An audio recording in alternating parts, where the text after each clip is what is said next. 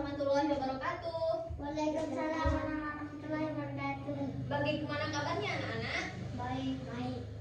Sudah mandi semua kan? Sudah. Semangat untuk belajar pada pagi hari ini?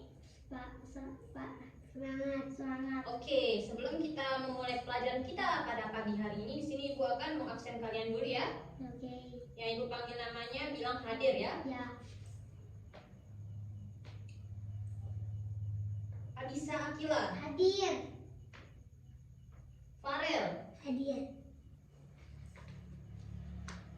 semuanya ini masuk ya, nggak ada yang sakit ya, semuanya masuk semua. Apa sebelum kita masuk pada materi kita pada pagi hari ini, apa masih ada yang ingat pelajaran kita yang kita bahas pada minggu lalu tentang Rukun iman. betul, rukun iman itu ada berapa? 6. Pertama, Percaya kepada Allah. Farel, rukun iman yang kedua apa? Percaya kepada malaikat. Betul. Dan yang ketiga itu percaya pada. Percaya kepada kitab. Nah, yang keempat percaya pada. Percaya kepada Nabi dan Rasul. Nah, yang kelima, rukun iman yang kelima kepada percaya pada. Percaya kepada hari kiamat. Rukun iman yang keenam percaya kepada. Percaya pada kodok dan qadar. Jadi itu yang kita bahas pada minggu lalu tentang rukun. Iman. Rukun iman itu ada 6. 6. Rukun iman itu ada 6 ya.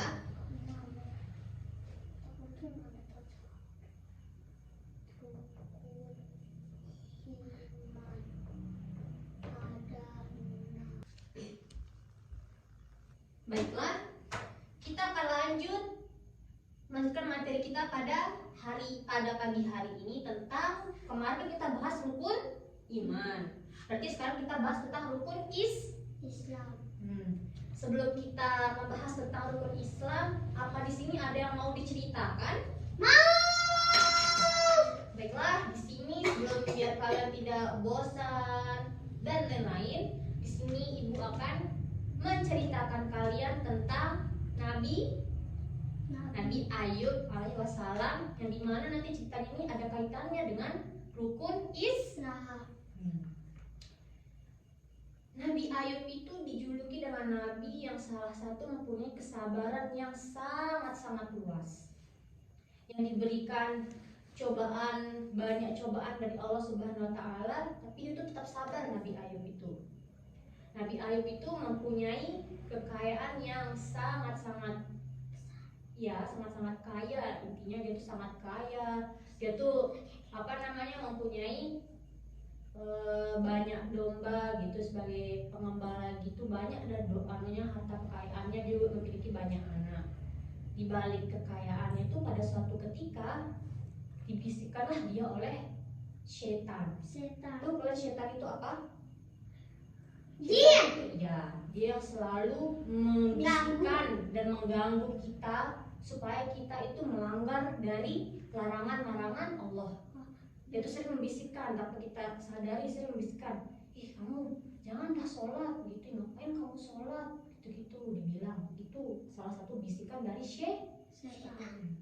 Pada satu ketika, karena setan ini iri dengki kepada Nabi Ayub, karena dia itu sangat dicintai oleh Allah Subhanahu wa Ta'ala, akhirnya setan ini pergi ke hadapannya Allah. Dia bilang gini, ya Allah, wahai Allahku, wahai Tuhanku, aku iri dengan kecintaanmu kepada Nabi Ayub gitu.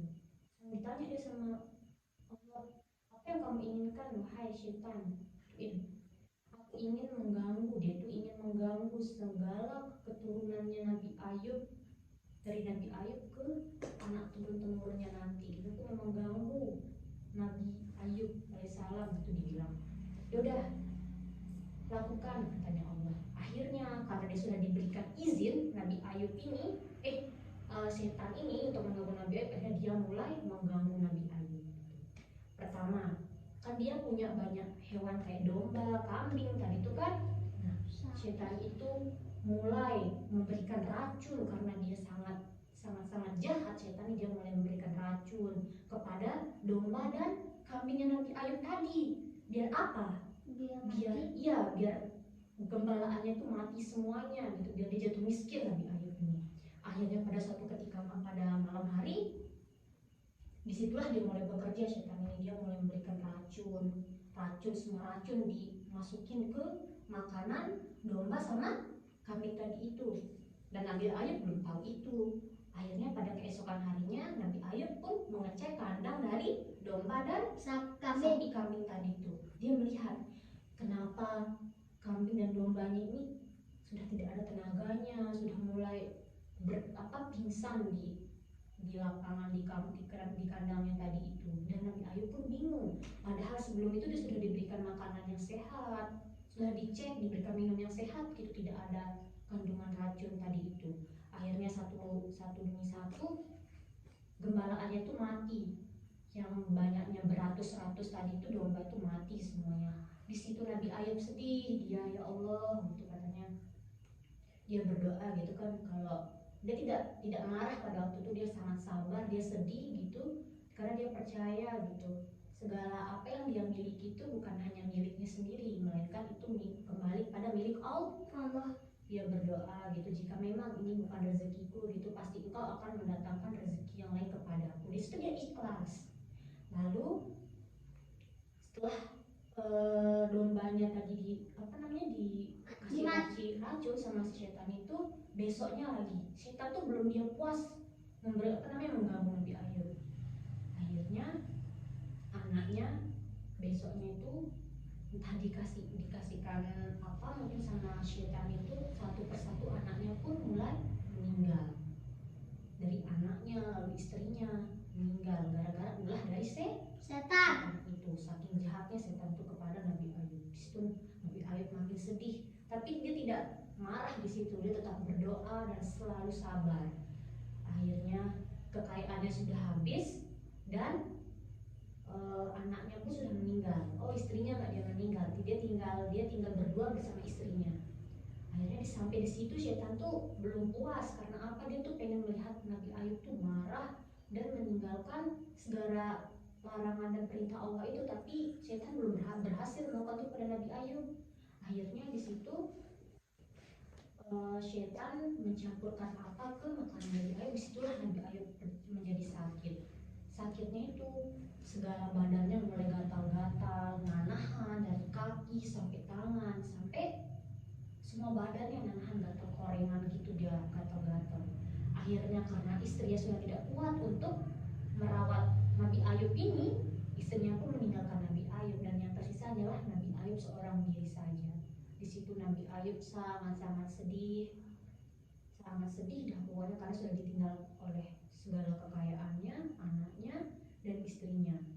Sekarang dia tinggal sendiri gitu. Akhirnya pada suatu ketika dia tetap tidak pernah meninggalkan sholatnya, dia tetap sholat, berpuasa. Begitu dah dia tidak mau meninggalkan sholat gitu. Karena apa? Jika dia meninggalkan sholat, berarti setan itu berhasil menggoda Nabi Ayub.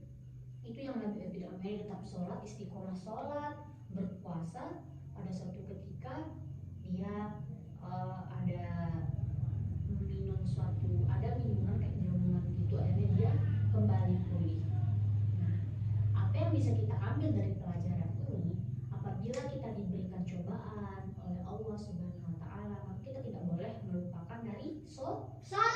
Kita tetap sholat bagaimanapun cobaan kita itu, kita harus sholat. Kita ambil contoh sebagai dari Nabi Ayub. Dia sudah kekayaannya sudah diambil, anaknya meninggal, ditinggal sama istrinya, dan sakit korengan itu, sakitnya itu selama berpuluh tahun.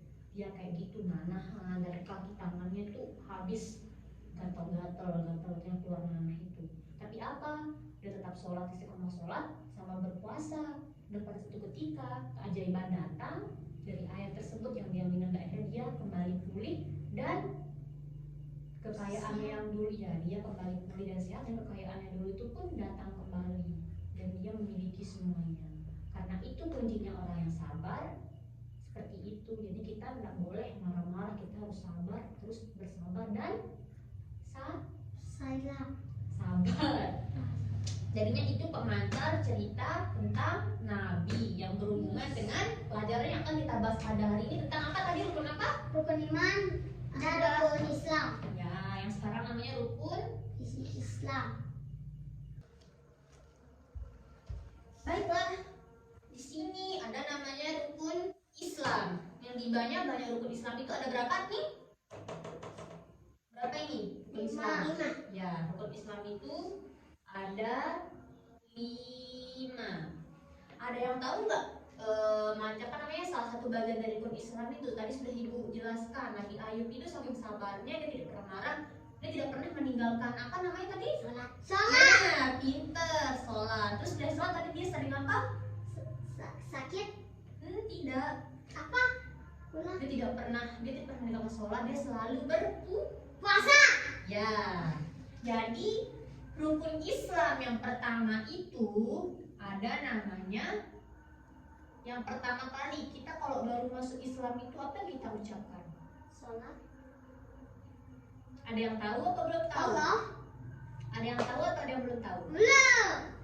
Jadinya rukun Islam yang pertama itu, syarat utama orang masuk Islam yaitu harus mengucap namanya 2 kalimat Syahadat. yang dimana bunyinya adalah asyhadu Asyhadu an an la ilaha illallah wa asyhadu anna Muhammadar Rasul. Betul. Jadinya rukun Islam yang pertama itu adalah mengucap 2 kalimat syahadat.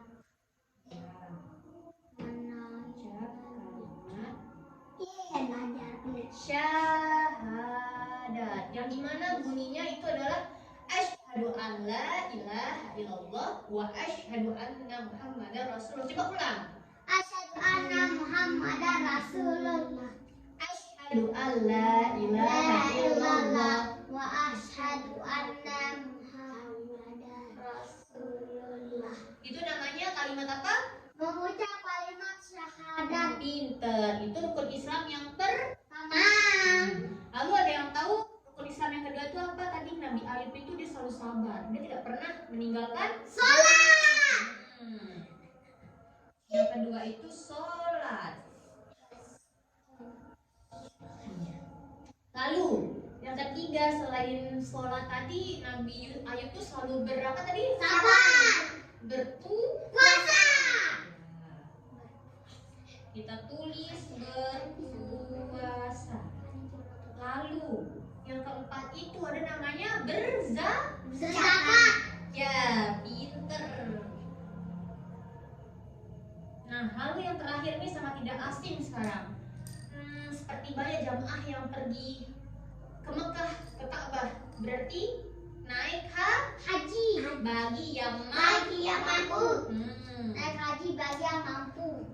Naik haji bagi yang Orang mampu. ya. Jadi rukun inilah bagian dari rukun banyaknya ada 5. Baik, kalian sudah tahu rukun Islam dan rukun iman ya. Harus diingat karena pada minggu depan ibu akan mempertanyakan materi pada pagi hari ini. Sebelum kalian pulang atau keluar main, di sini ibu akan memberikan kalian tugas yang benar, akan ibu kasihkan reward atau hadiah. Soalnya itu adalah sekarang ibu tulis di papan. Latihan 1.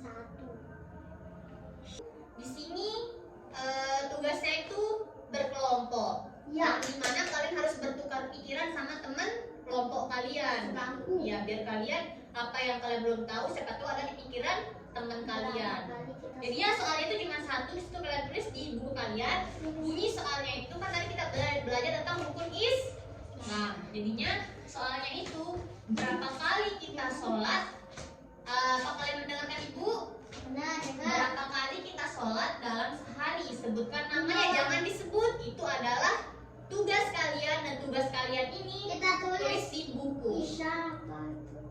Kenapa, Akila? Kita tulis Isya apa? Ya, tulis namanya dengan urut ya, nggak boleh acak. Itu diskusikan dengan teman kelompok kalian. Kalian kerjakannya, harus berdiskusi, nanti ibu keliling melihat tugas kalian.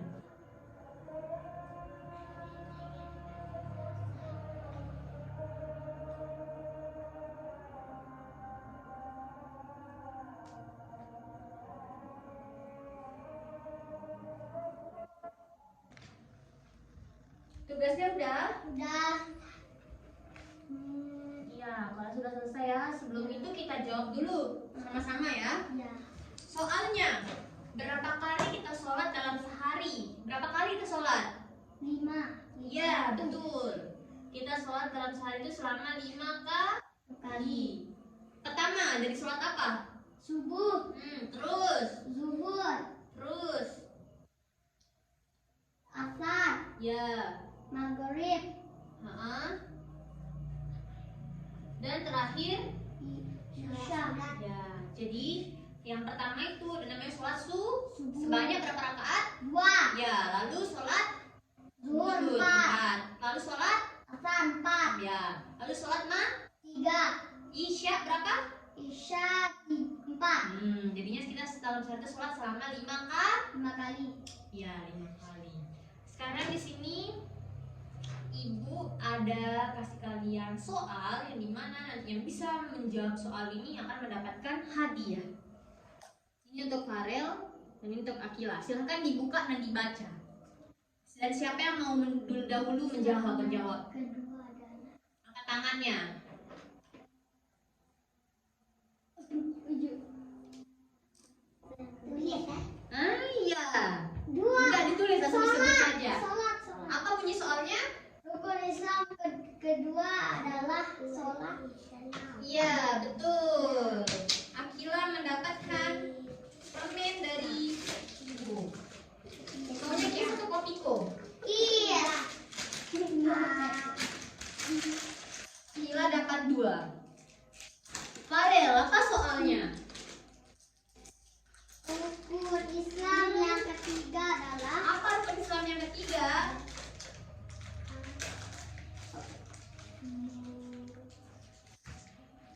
Rukun Islam yang ketiga adalah puasa. Puasa.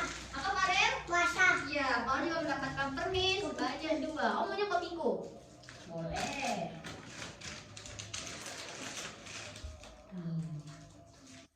Kalian pintar, good job. Nah, kalian itulah pelajaran kita pada pagi hari tentang rukun Islam. Yang dimana rukun Islam itu ada 5. Yang pertama mengucap 2 kalimat syahadat yang bunyinya asyhadu alla ilaha illallah wa asyhadu anna muhammadar rasulullah. Yang kedua adalah sholat, yang dimana kita dalam sehari sholat sebanyak berapa? 5 kali. Iya. Lalu yang ketiga berpuasa, kita berpuasa selama 1 bulan full pada bulan Ramadan. Yang keempat adalah Berzakat. Yang kelima adalah naik Haji pulau yang bisa mampu. betul, pintar, good job. Jadinya itulah rukun Islam, banyaknya ada 5, ya. Lalu apakah dari teman-teman semua ada yang mau ditanyakan, ada yang belum dipahami? Ada yang mau bertanya? Ada. Boleh, apa yang mau ditanyakan Akila? Apa yang mau dipahami? Tanya. Apa rasanya, kenapa kita harus sholat? Mungkin kenapa kita harus berpuasa? Apa yang mau Kenapa dipahami? kita harus sholat? Kenapa kita harus sholat? Jadi sholat itu adalah kewajiban bagi setiap muslim. Dan itu pun sudah ada di dalam Al-Quran. Itu perintah langsung sama Allah. Perintah langsung kepada Allah itu loh, masa kalian tidak mau mengerjakannya? Dan apabila kalian sudah balik, berakal balik, kalian itu harus wajib sholat hukumnya. Tidak wajib. Apa kalian tidak sholat, maka kalian akan menanggung dosanya, akan masuk neraka. Apa kalian mau masuk neraka? Surga enggak? Mau. Kita harus sholat dulu, harus menjalankan perintah-perintah tersebut. Kalau tidak menjalankan perintahnya Allah, gimana mau masuk surga? Mau masuk neraka, neraka tuh panas banget tuh. Nggak mau kan? Udah, jadi kita harus sholat. Maka dari itu diwajibkan sholat, gitu ya. Itu aja yang ditanyakan? Tidak. Baiklah. Sebelum kita pulang atau menutup pelajaran kita pada pagi hari yang menjelang siang ini, mari kita sama-sama mengucapkan alhamdulillah. Alhamdulillahirabbil alamin. Yaudah, sebelum kita pulang kita berdoa dulu ya, dipimpin oleh satu saja. Siapa mau memimpin doa? Ya, ayo kita. Dirapikan dulu bukunya. Dirapikan bukunya, ditutup, duduk yang rapi, terus kita pulang.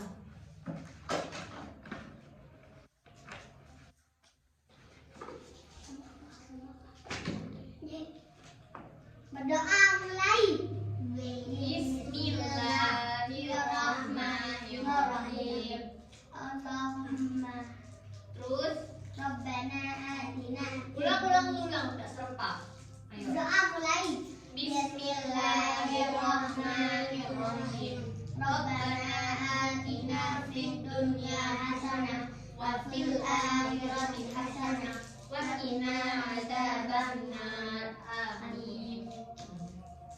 Terima kasih untuk kalian semua sudah memperhatikan materi yang tadi Ibu sampaikan, dan kita akan berjumpa pada minggu depan ya. Kita akan membahas materi setelah rukun iman dan rukun Islam. Jadi sekarang kalian boleh pulang ya.